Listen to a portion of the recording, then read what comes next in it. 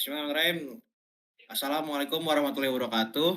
Perkenalkan, nama saya Muhammad Rafael Fauzan dengan NIM 101032400068. Saya Muhammad Ibrus Labib dengan NIM 101032400129. Nama saya Renaldi Arisa Sidik dengan NIM 101032430017. Nama saya Lutfiananda Putra dengan NIM 101032400093. Nama saya Yusafat Adventio Zentu, NIM 10103224000030. Kami dari kelompok 4 ingin menjelaskan tentang binary search dan insertion sorting. Pertama, searching. Algoritma pencarian adalah algoritma yang digunakan untuk mencari sebuah nilai dari sebuah array. Algoritma ini pada dasarnya merupakan algoritma perulangan sampai data tersebut ditemukan atau data tersebut dinyatakan tidak ada dalam array tersebut. Jadi algoritma pencarian itu adalah sequential search dan interval search. Nah, yang kita pakai kali ini adalah interval search. Interval search itu adalah binary search. Metode searching dengan algoritma binary hanya bisa digunakan untuk data yang telah diurutkan. Karena algoritma ini bekerja dengan cara menetapkan indeks dengan nilai tengah, kemudian nilai mid tersebut dibandingkan dengan nilai yang dicari algoritma binary searching adalah seperti berikut. 1. Deklarasi atau input data array sebanyak n dan target nilai yang dicari. 2. Menetapkan indeks low dan high dan mid. Membandingkan target nilai dengan isi indeks mid. A. Jika target nilai sama dengan nilai indeks mid, maka perulangan berhenti. B. Jika target nilai lebih besar nilai indeks mid, maka low, mid plus 1. C. Jika target nilai kurang dari nilai indeks mid, maka high sama dengan mid kurang 1. Langkah 3 diulang terus sampai target nilai ditemukan atau dinyatakan tidak ditemukan. Algoritma ini memiliki keunggulan dari segi fleksibilitas yang dimana algoritma ini hanya menggunakan sedikit waktu ketimbang metode sequential search.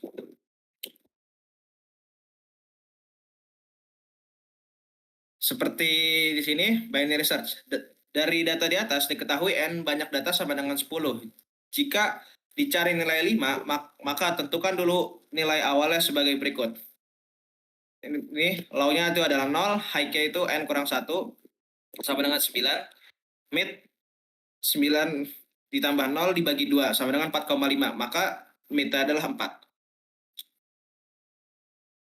Oke. Program akan mencetak apakah nilai di indeks 4 apakah sama dengan nilai yang dicari, dan ternyata 5 yang dicari kurang dari 11 indeks keempat, maka perulangan akan tetap berjalan dan terjadilah perubahan nilai sebagai berikut. Law-nya masih sama, 7, dengan mid dikurang 1, berarti 4 dikurang 1 sama dengan 3, terus mid-nya itu ditambahkan dengan 0, lalu dibagi 2 kembali, yaitu 1,5, jadi mid-nya itu 1. Oke.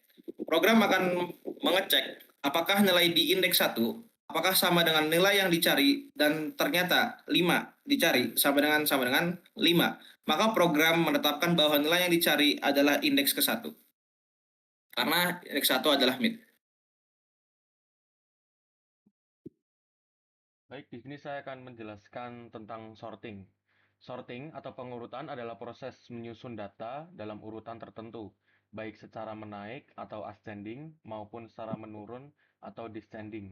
Sorting sangat penting dalam pengolahan data karena membantu mempercepat proses pencarian, pengambilan, dan analisis data. Sorting dibagi menjadi 3, bubble sort, selection sort, dan insertion sort. Di sini saya akan menjelaskan tentang insertion sort. Adalah algoritma pengurutan yang bekerja seperti menyusun kartu di tangan saat bermain kartu. Setiap kartu atau data diambil satu persatu dan disisipkan pada posisi yang tepat di bagian yang sudah terurut.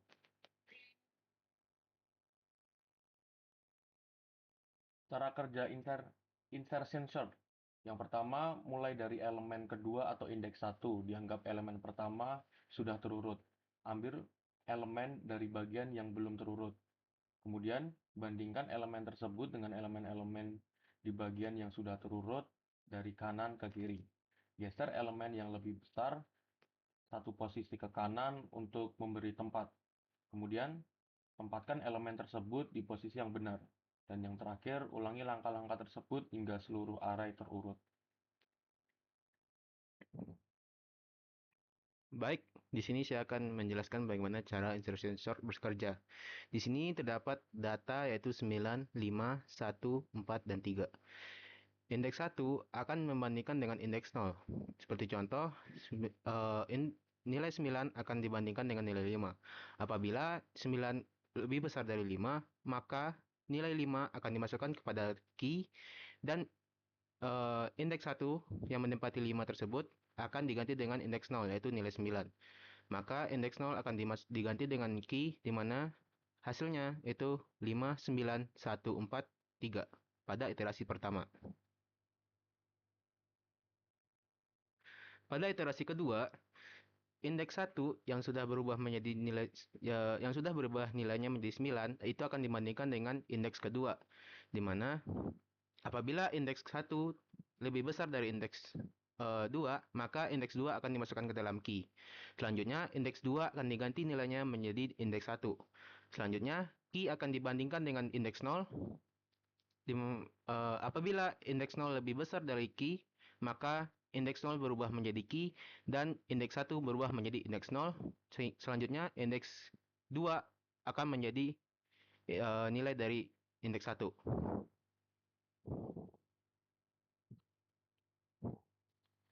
Angka tersebut akan dilanjutkan sampai semua data terurut. Bisa dilanjutkan.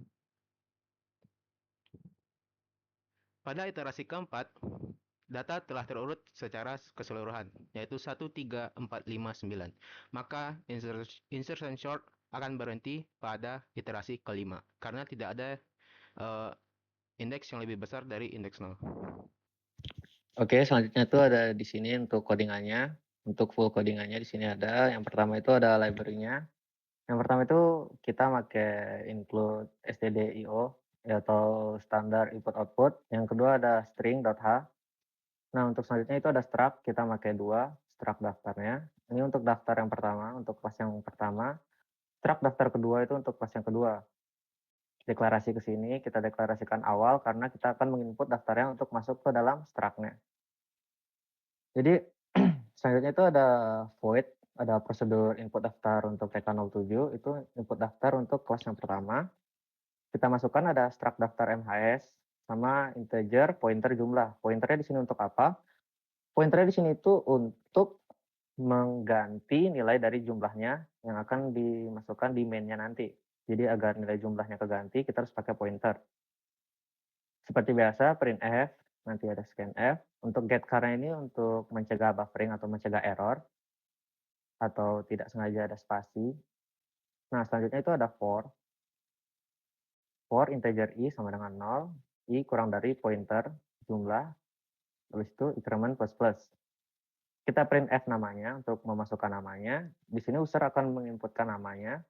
Kita bakal pakai fget soalnya fget itu nanti bakal kita gunakan untuk penamaan yang ada spasinya. Ada strtok MHS ini.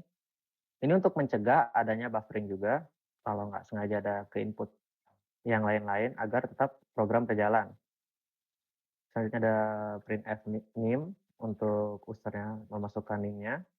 Pakai scanf %LLD. LLD itu apa? LL itu ada di bagian long integernya. Jadi saat dideklarasikan itu, scanf-nya itu harus pakai LLD, long integer. Nah, ini sama getChar-nya untuk mencegah buffering. Selanjutnya itu ada void untuk input daftar TK08. Masukkan struct daftar MHS2. Nah, daftar 2 itu digunakan untuk kelas yang bagian 2. Integer, pointer jumlah 2 juga yang sama. Ini kurang lebih sama, kita memasukkannya. User bakal masukin berapa jumlah mahasiswa yang akan diinput. Ada getChar untuk mencegah buffering. Di sini ada perulangan for untuk printf nama. User bisa memasukkan nama, bisa spasi karena kita menggunakan fgets. Untuk mencegah bufferingnya, kita menggunakan strtok. Jadi user bisa memasukkan nim juga untuk printf nim, ada scanf-nya. Di sini user bisa memasukkan nimnya, pakai long d, long integer. Di sini ada getChar untuk mencegah yang adanya buffering. Selanjutnya ada print daftar 07 yang akan dilanjutkan oleh teman saya. Oke, selanjutnya ada print daftar 07 di mana untuk prosedur ini untuk digunakan untuk menampilkan daftar nama dan NIM dari kelas 07 di mana variabel yang digunakan adalah struct daftar mahasiswa struct daftar 1 dan mahasiswa, terus integer jumlah. Lalu kita print F daftar mahasiswa, lalu kita gunakan pengulangan for di mana integer i sama dengan 0, i lebih kecil daripada jumlah, dan increment plus plus. Di dalam pengulangannya kita gunakan printf %d untuk memanggil integer, nama %s untuk memanggil string, dan %lld untuk memanggil nim. Nah, variabel yang dipanggil adalah yang pertama ada variabel i.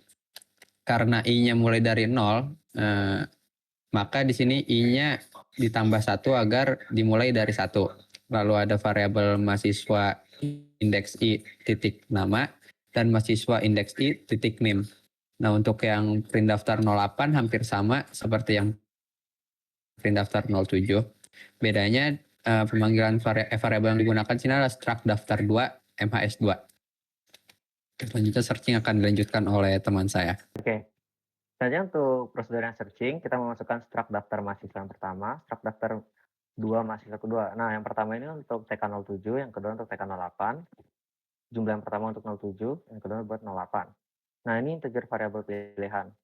Integer variabel pilihan itu dimasukkan untuk memasukkan pilihan yang kita buat di awal ini untuk printf 1, 2, 3. Nah, integer pilihan itu digunakan untuk apa? Agar user bisa memilih pilihan mana sih yang akan digunakan. Entah itu mencari berdasarkan name, nama, atau enggak exit dari program. Karena kita menggunakan 3 pilihan, jadi switch pilihannya itu akan menggunakan 3 case. Case yang pertama itu long integer, karena bit untuk integer yang normal itu tidak cukup untuk memasukkan name. Kita masuk printf, masukkan name, scanf-nya pakai long integer itu kan pakai LLD, long integer. Kita bakal cari name-nya. Get current untuk buffering. Nah, for yang pertama itu ini untuk mencari name-nya. Ini untuk mencari name di kelas yang pertama. Makanya kita menggunakan MHS i nama MHS i name sama dengan cari name. Nah, jika name-nya untuk kelas pertama bertemu dengan name yang bakal dicari, itu bakal langsung muncul mahasiswa ditemukan untuk TK07. Untuk itu di sini ada %d nama untuk mendapatkan namanya dari mahasiswa yang untuk mahasiswa yang ditemukan.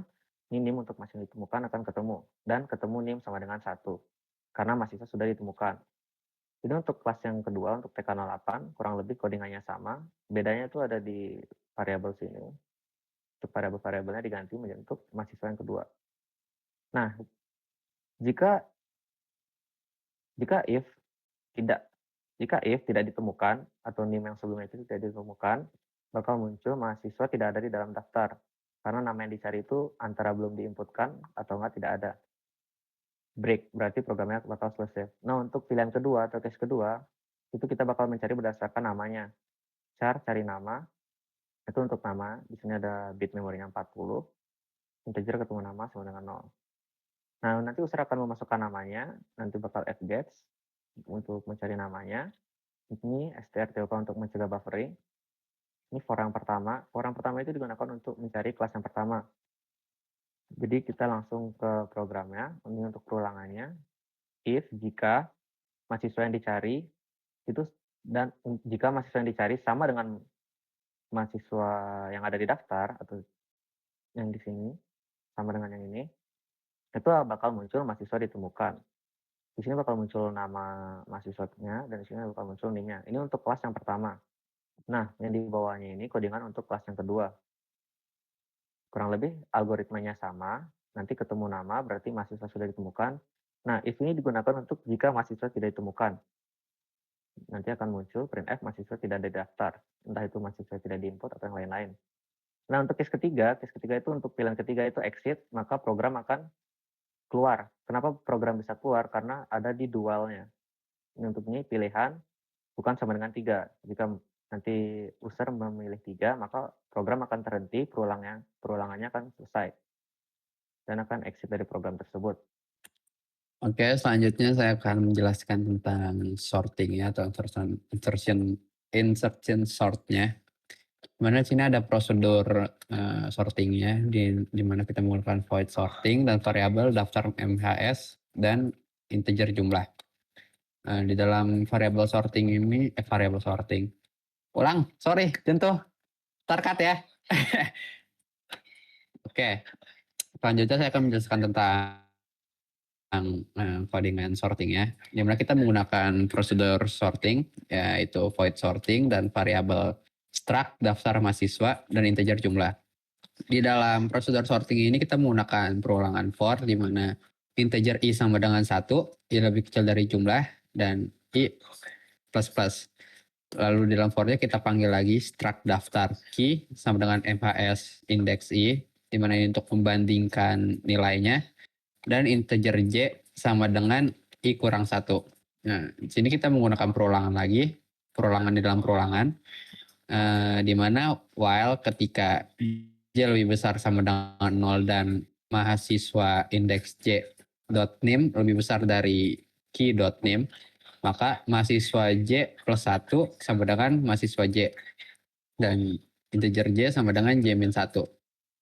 Di mana mahasiswa j plus 1 maka akan diganti datanya oleh key, struct key-nya tadi. Lalu sorting yang kedua mirip-mirip seperti yang tadi, bedanya hanya di variabel struct-nya. Yang tadi menggunakan daftar mahasiswa 1, sekarang menggunakan struct daftar 2 MHS 2. Selanjutnya itu ada untuk prosedur menginput daftar kelasnya. Di sini kita bakal menggunakan struct daftar MHS yang pertama untuk TK07, struct daftar 2 MHS 2 untuk TK08. Di sini menggunakan pointer jumlah 2. Di sini ada variabel integer pilihan, sama digunakan untuk case-nya juga, untuk switch-nya. Nah, di sini menggunakan do while, do di mana printf kelasnya, pilih kelas. Jadi user bakal milih option 1 kelas TK 4807 dan option 2 TK 4808. Dan untuk pilihan terakhir yaitu kembali dari programnya atau exit dari program. Di sini user bakal memilih masukkan pilihannya. Nah, nanti pilihan itu bakal ada di switch-nya. Nah, untuk pilihan pertama, mahasiswa akan menginput daftar TK07 yang ada di atas tadi, void-nya bakal kepanggil prosedurnya. Untuk case 2 itu input daftar TK08 bakal kepanggil juga. Untuk case yang ketiga itu bakal exit dari programnya. Bukan exit dari keseluruhan program, tapi exit dari prosedur yang input daftar kelas ini. Nah, defaultnya ini apa? Defaultnya ini digunakan jika user tidak sengaja memilih option 4, 5, itu bakal muncul tidak ada di pilihan. Gitu. Nah, while-nya ini jika pilihannya tidak sama dengan 3, itu programnya bakal terhenti atau selesai. Lalu ada prosedur untuk menampilkan daftar, di mana variabel yang digunakan adalah struct daftar mahasiswa, struct daftar mahasiswa 2, integer jumlah, dan integer jumlah 2. Di awal kita deklarasi variabel pilihan, di mana jika jumlah sama dengan 0 dan jumlah 2 sama dengan 0, maka akan muncul output belum ada data mahasiswa, silakan input data terlebih dahulu. Nah, lalu kita menggunakan perulangan do, di mana perulangan ini digunakan untuk user memilih option-option yang ada di sini. Jadi jika misalnya pilihannya antara 1, 2, 3, maka akan lanjut ke switch-nya, di mana jika user memilih 1, yaitu case 1, maka prosedur sorting dan print daftar akan dijalankan oleh program. Jika user menginputkan 2, maka case 2, sorting 2, dan print daftar 2 akan dijalankan oleh program. Dan jika user menginputkan 3, maka program akan keluar. Karena jika while-nya, jika pilihan bukan sama dengan 3, maka program akan terus mengulang. Dan jika user menginputkan 3, maka program akan keluar. Lalu di sini ada default, di mana default ini jika user menginputkan pilihan yang tidak ada di daftar, misalnya contohnya 4, 5, atau 6, maka akan ada output tidak ada pilihan. Nah, lalu di sini ada program utamanya, di mana pertama kita deklarasi variabel integer jumlah sama dengan 0, jumlah 2 sama dengan 0, dan integer opsi. Di sini ada daftar pilihan lagi, perulangan do. Jika user menginputkan salah satu pilihan ini, maka inputan user akan disimpan di opsi dan opsi akan di-switchkan. Di mana jika satu, prosedur daftar kelas dengan variabel mahasiswa 2 dan jumlah 2 akan di running dan seterusnya. Tuh. Jika user menginputkan 4, maka program akan selesai. Nah, jadi untuk terakhir ini adalah output dari programnya. Yang pertama itu ada opsi pilihan, menulis daftar mahasiswa, melihat daftar mahasiswa, mencari mahasiswa, atau exit atau keluar dari program. Pertama, untuk menulis daftar mahasiswa, kita akan menginput daftar mahasiswa, itu ada pilihan untuk kelas TK4807, TK4808, atau kembali dari program. Nah, pertama kita coba dari TK4807, akan muncul masukkan daftar mahasiswa. Berapa jumlah mahasiswa yang akan diinput? Kita ambil contoh untuk menginput satu aja ya. Untuk nama di sini kita coba namanya ini dengan NIM.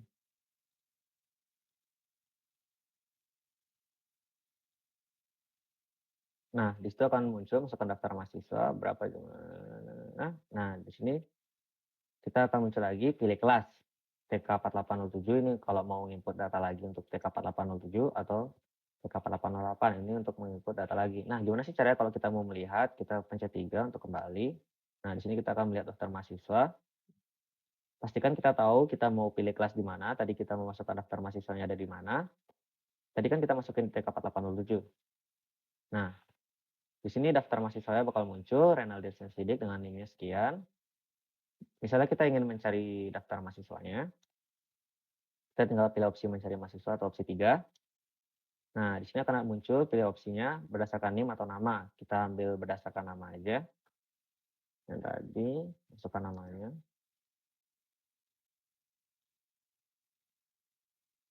Nah, mahasiswa ditemukan dengan nama sekian. Nah, apa sih yang terjadi kalau misalnya namanya itu nggak ada atau tidak diinput, bakal muncul mahasiswa tidak ada di daftar. Oke, kita exit. Nah, gimana sih kalau kita melihat daftar mahasiswa tetapi nggak ada di kelasnya tersebut? Kita ambil contoh untuk kelas TK4808. Kita kan tidak pernah menulis atau menginputkan daftar mahasiswa di kelas TK4808. Apa sih yang terjadi kalau kita pencet nomor 2? Nah, itu kosong karena pilihannya itu tidak ada karena kita belum memasukkan pilihan sama sekali di TK4808. Kita belum menginputkan daftar mahasiswa sama sekali. Kita pencet kembali untuk kembali ke menu. Nah, gimana sih cara keluar dari program ini? Itu simple, kita tinggal pencet opsi 4, kita exit. Maka program akan selesai. Itu terima kasih. Wah, cukup sekian dari kelompok kami. Kurang lebihnya mohon maaf. Wassalamualaikum warahmatullahi wabarakatuh.